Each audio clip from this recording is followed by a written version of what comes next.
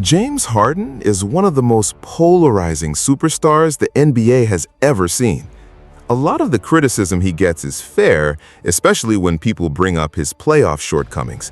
But at the same time, it's easy to forget just how dominant he was during his prime. There was a stretch where Harden wasn't just putting up big numbers, he was making Hall of Famers and fellow NBA players shake their heads in disbelief at the things he was doing on the court. His combination of step-back threes, elite ball handling, and impossible scoring runs made him one of the toughest covers basketball has ever seen. Every time he stepped on the floor, opposing defenses had to completely change their game plan because they knew one mistake could turn into a 40 or 50-point explosion. Love him or hate him, Prime James Harden played a style of basketball that had the entire league on edge.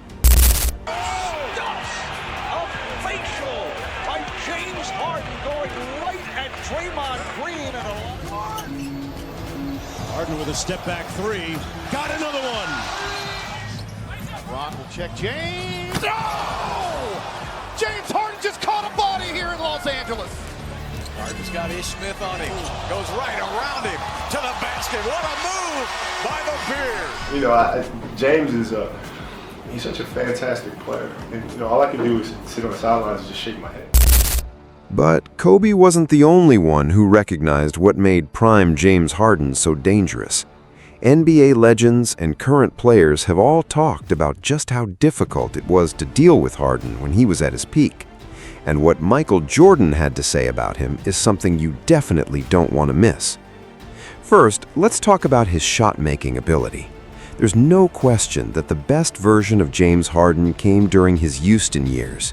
That was the era where he became arguably the greatest isolation scorer the NBA has ever seen.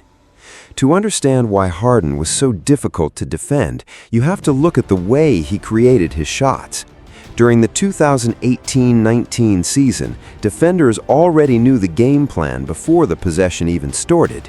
They knew Harden wanted the ball at the top of the key. They knew he was going to slow the game down, attack them with that signature hesitation dribble, rock the ball between his legs, and eventually create space for that deadly step-back three. The crazy part? Everyone knew exactly what was coming, and it still didn't matter. These weren't easy shots. In most situations, coaches would tell players to avoid those types of attempts because they were considered low-percentage looks. But Harden completely changed that idea. He turned shots that were normally viewed as bad decisions into one of the most unstoppable weapons in basketball because of his unique skill set and confidence. And that's what made him different.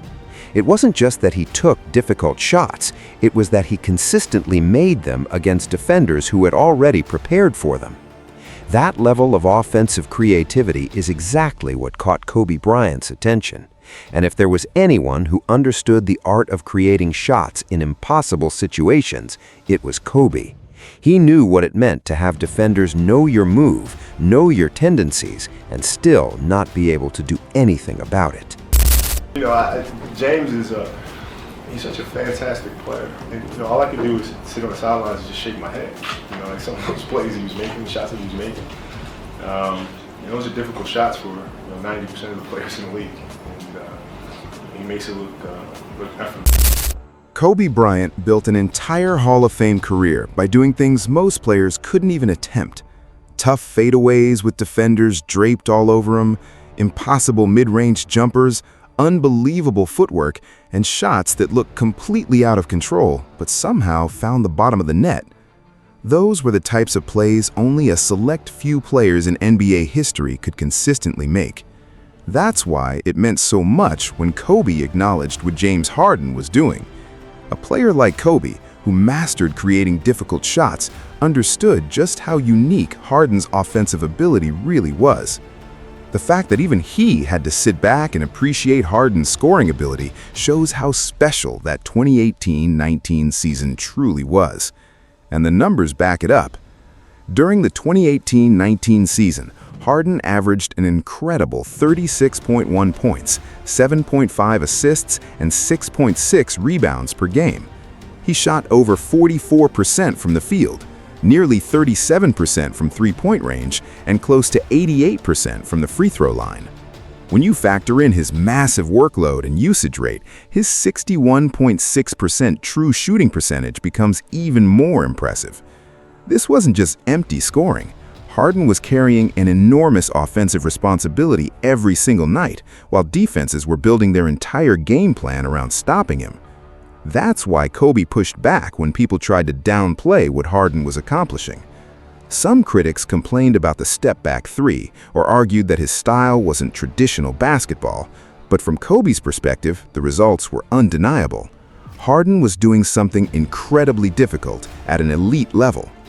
Whether fans loved his style or criticized his playoff performances, one thing was impossible to deny. Every team still had to find a way to slow him down. And the scary part was that stopping the jumper was only the beginning. Every legendary superstar has a move that defines them. Steph Curry has the unlimited range three, Dirk Nowitzki had the one-legged fadeaway, Kareem Abdul-Jabbar had the unstoppable skyhook. But James Harden was different.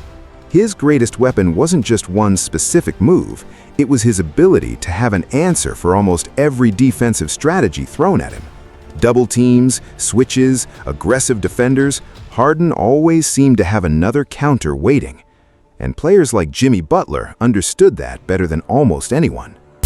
The most unstoppable player in the league right now. The guy's averaging 39.5 points. In the streets, that's 40. That's James Harden.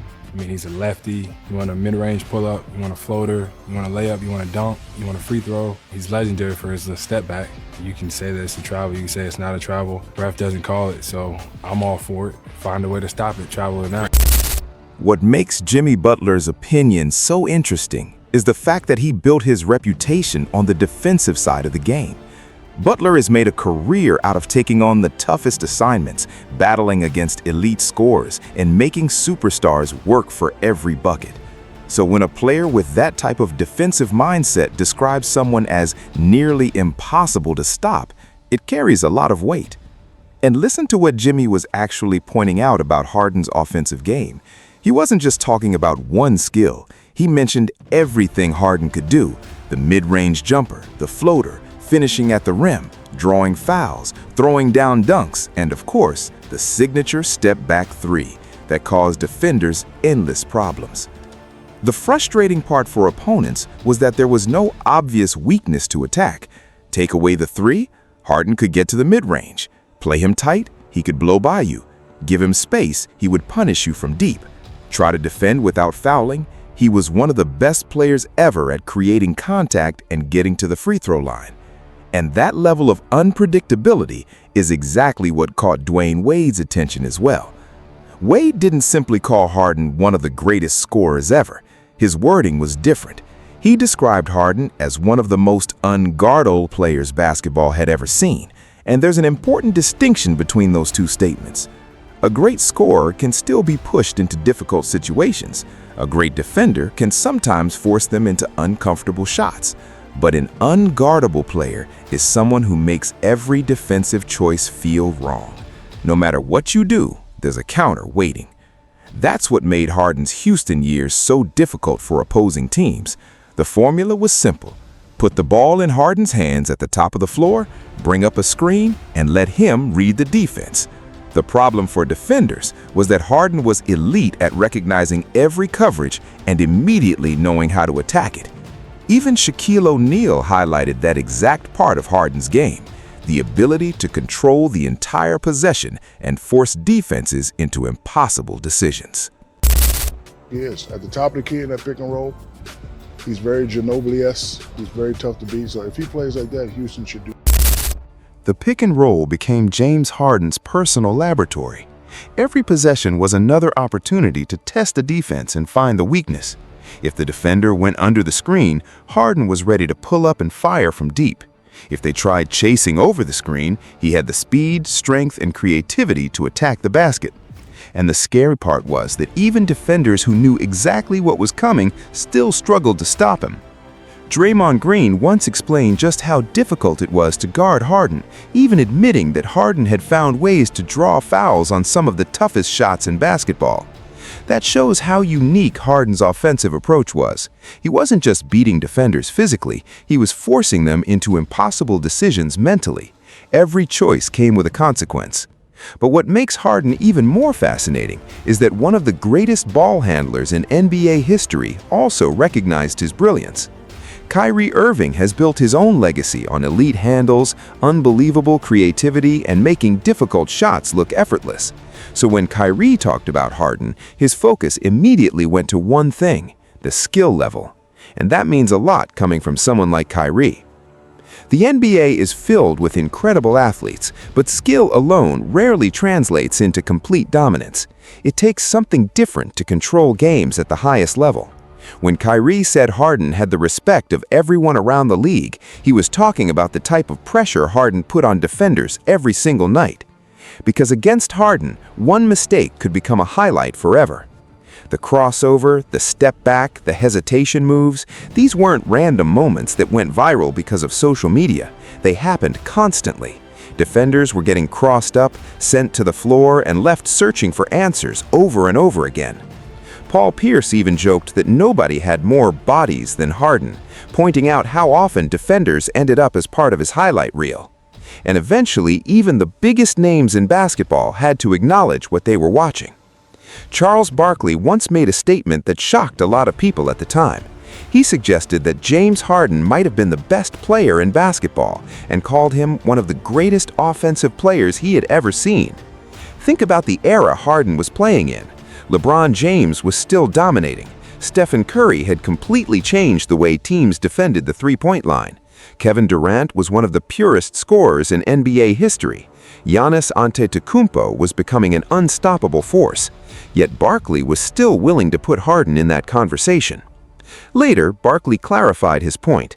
He wasn't saying Harden was a better overall player than Michael Jordan or Kobe Bryant. Jordan's defense and championships speak for themselves, and Kobe's 5 rings are a major part of his legacy. But when it came strictly to offensive ability, Barkley believed Harden was in a class of his own. The combination was what made Harden so dangerous. He could score at an elite level while also creating opportunities for teammates. He won scoring titles while also leading the league in assists. He wasn't just putting up points, he was controlling the entire offense. Even LeBron James understood how difficult that was to deal with after Harden's historic performance on December 31, 2016. That night, Harden recorded 53 points, 17 assists, and 16 rebounds, becoming the first player in NBA history to record a 50-point triple-double. It was the type of performance that left opponents with almost no answers. And when Michael Jordan watched players like Harden reach that level, he didn't just see talent. He saw the result of years of work. Jordan explained that records and achievements are a reflection of the effort players put into perfecting their craft. In his eyes, Harden's success wasn't accidental. It came from mastering a style of basketball through repetition and dedication. That's why teams feared Prime James Harden. Not because he was just flashy, not because he was simply entertaining. They feared him because every defensive adjustment created another problem. For nearly 4 seasons, there was no perfect way to stop him. Prime James Harden changed the way offense was played in the NBA. He won an MVP award, captured 3 straight scoring titles, averaged 36.1 points per game during one of the greatest offensive seasons ever, and became the first player to score 30 points against every team in a single season. But the biggest sign of respect came from the people who understood the game better than anyone else. NBA legends, teammates, and rivals all recognized the same thing. Prime James Harden was one of the most unstoppable offensive forces basketball had ever seen. But even though Kobe Bryant respected Harden's greatness, he also understood the biggest reason Harden never reached the ultimate goal. And that's where the conversation changes.